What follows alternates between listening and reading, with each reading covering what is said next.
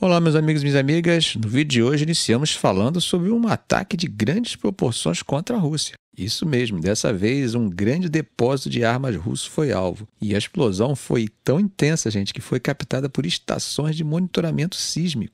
Esse ataque foi um dos maiores contra o arsenal militar da Rússia desde o início da guerra. A cidade de Toropets, que fica a mais de 480 quilômetros ao norte da Ucrânia e a cerca de 370 quilômetros de Moscou, foi o local da explosão.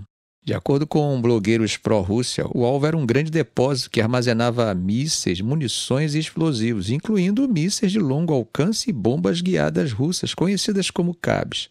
Nas redes sociais, vídeos mostraram uma enorme bola de fogo iluminando o céu noturno e as detonações sendo ouvidas à distância. Estações sísmicas que inicialmente acreditaram se tratar de um pequeno terremoto confirmaram o impacto da explosão. Bom, gente, que fica evidente aqui, apesar de não ter recebido ainda autorização para usar mísseis de longo alcance, a Ucrânia vem conseguindo atingir refinarias de petróleo, plantas de energia, aeródromos e fábricas militares russas. Tudo isso feito com drones de longa distância fabricados domesticamente. O Ministério da Defesa da Rússia afirmou que 54 drones ucranianos foram destruídos durante a noite em 5 regiões no oeste da Rússia. No entanto, o governador da região de Tver, Igor Rudenia, admitiu tacitamente o ataque, mencionando que bombeiros estavam controlando o incêndio e que moradores estavam sendo evacuados da área.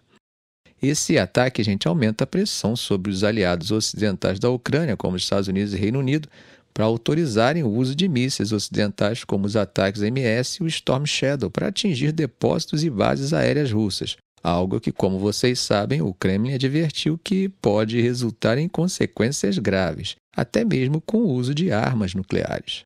Bom, já do outro lado, a Rússia continua a impactar de forma grave a infraestrutura ucraniana, especialmente no setor de energia. Hoje, quarta-feira, ataques russos atingiram instalações energéticas na cidade de Sumy, no nordeste da Ucrânia. Enquanto isso, em Kropyvnytsk, na região central, de acordo com as autoridades regionais, uma pessoa foi morta e outra ficou ferida, com várias residências danificadas. A Força Aérea Ucraniana relatou que conseguiu abater 46 dos 52 drones lançados por Moscou durante a noite e que a Rússia também utilizou 3 mísseis guiados, mas que não teriam atingido seus alvos. Em Sumy, as defesas aéreas derrubaram 16 drones. E a infraestrutura de energia da região, que tem sido um alvo frequente, continua sendo protegida por sistemas de energia de emergência. O governo ucraniano, por meio do vice-primeiro-ministro Oleksiy Kuleba, anunciou a criação de um quartel-general de coordenação para proteger as instalações energéticas e preparar a infraestrutura crítica da região para o inverno. Gente, parece que a União Europeia está arrumando um jeitinho de liberar recursos para Kiev. O bloco está se preparando para fornecer até 40 bilhões de euros em novos empréstimos à Ucrânia até o final desse ano, independentemente da participação dos Estados Unidos. Essa decisão vem em resposta à dificuldade que eles estão tendo em avançar com o plano inicial do G7, que era o de utilizar ativos russos congelados para ajudar a Ucrânia. E adivinha quem estava embarreirando? A Hungria, que é liderada pelo primeiro-ministro Viktor Orbán e vem tentando atrasar essa decisão até as eleições presidenciais dos Estados Unidos em novembro. Então, diante desse impasse, Bruxelas decidiu seguir em frente por conta própria. O plano é expandir o atual programa de assistência financeira à Ucrânia. Essa medida, se for aprovada, eliminaria a necessidade de unanimidade entre os países da União Europeia, o que tiraria o poder de veto de Budapeste e garantiria que o financiamento chegasse a Kiev sem mais obstáculos. Mas por que tudo isso é tão importante? Bom, segundo cálculos do governo ucraniano e do FMI, a Ucrânia enfrentará um déficit de financiamento de cerca de 38 bilhões de dólares em 2025. A ajuda financeira internacional seria essencial para que o país continuasse funcionando e resistindo aos russos. O montante exato dos empréstimos, segundo as propostas, pode variar entre 20 bilhões e 40 bilhões de euros. E, apesar de o plano original ainda estar em discussão, a União Europeia quer garantir que esses recursos estejam disponíveis antes que o atual programa de apoio expire no final do ano. O plano original da Comissão Europeia envolvia a participação dos Estados Unidos e permanece como o plano A, mas há uma necessidade, segundo eles, urgente de uma alternativa se a Hungria mantiver seu veto até as eleições dos Estados Unidos. Em junho, os líderes do G7 chegaram a um acordo para emitir um empréstimo de 50 bilhões de dólares para a Ucrânia, com a ideia de que os futuros lucros de cerca de 260 bilhões de euros em ativos russos congelados serviriam para o pagamento. Com isso, a União Europeia e os Estados Unidos assumiriam cerca de 20 bilhões de dólares cada, enquanto o restante seria compartilhado entre o Reino Unido, Japão e Canadá. No entanto, gente, os Estados Unidos exigiram garantias de que os ativos russos, principalmente mantidos na Europa, permaneceriam congelados para que garantisse um fluxo constante de renda. A Comissão Europeia propôs que as sanções sobre os ativos russos, que atualmente têm um período renovável de 6 meses, sejam estendidos para 36 meses ou até 5 anos, com o objetivo de dar maior segurança jurídica. Contudo, Viktor Orbán, o primeiro-ministro da Hungria, está bloqueando essa extensão. Enquanto isso, a temperatura do discurso da OTAN contra a Rússia não parece querer esfriar, principalmente se temos alguém que joga mais gasolina no fogo. Claro que eu estou falando das declarações do secretário-geral da OTAN, Jens Stoltenberg. Ele afirmou que permitir que a Ucrânia use armas ocidentais de longo alcance para atacar o território russo não seria uma linha vermelha que levaria Moscou a escalar o conflito. Segundo Stoltenberg, o presidente russo Vladimir Putin já traçou diversas linhas vermelhas no passado, mas não escalou a guerra diretamente contra a OTAN, principalmente porque sabe que a aliança é a mais poderosa do mundo e que uma guerra nuclear não pode ser vencida. E aí, você sentiu o nível da provocação? Bem no estilo que costuma resultar em uma cadeirada, se é que você me entende. Bom, quem respondeu à provocação foi Dmitry Peskov, o porta-voz do governo russo, que classificou a posição de Stoltenberg como provocativa e perigosa. Ele sugeriu que o desprezo pelos avisos de Putin é míope e amadora e poderia aumentar o risco de uma escalada mais séria. O risco é claro.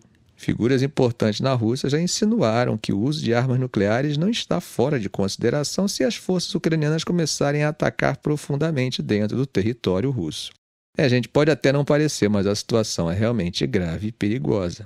Eu diria, sem nenhuma dúvida, que o risco de uma guerra nuclear está em seu ponto mais alto desde o fim da Guerra Fria. E isso se deve, em grande parte, à falta de estadistas que estejam à altura de seus cargos. Estamos falando da Ucrânia, mas a situação de crise não para por aí. Tensões crescentes no Oriente Médio, com o Irã potencialmente acelerando seu programa nuclear e a Coreia do Norte expandindo seu arsenal, também contribuem para o aumento desse risco global.